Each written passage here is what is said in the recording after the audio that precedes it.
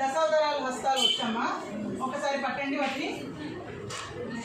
మూర్తి అవతారాల నుండి వచ్చినవి అవి దశావతార హస్తాలు.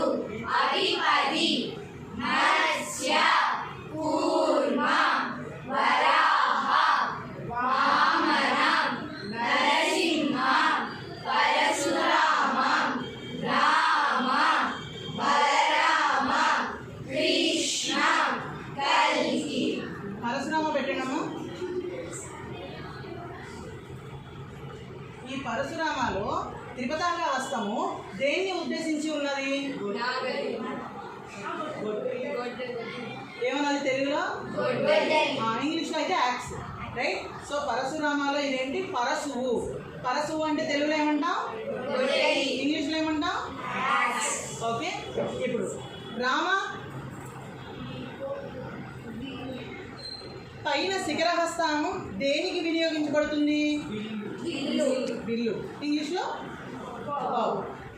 కిందన కటకముఖం దేన్ని తెలుగులో ఏమంటాం? గుడ్.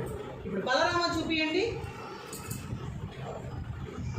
ఈ త్రిపతాంగ హస్తం దేనికి ఉపయోగిస్తున్నాము? ఈ ముష్టి హస్తంతో బలాన్ని చూపిస్తాం. Very good. సో దశావతార హస్తాల్లో ప్రతి ఒక్కటి.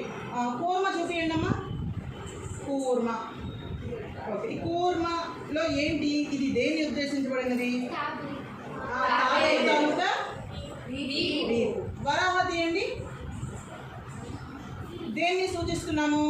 దంతాలు. వరాహమూర్తి తాలూకా దంతాలు. వరాహాన్ని ఇంకో రకంగా కూడా పెట్టచ్చా? ఇదే హస్తము ఒకదాని మీద ఒకటి పెట్టచ్చు.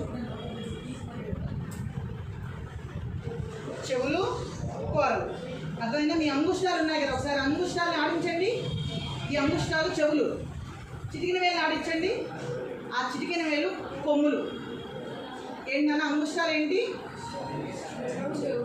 చిటికిన వేలు ఏ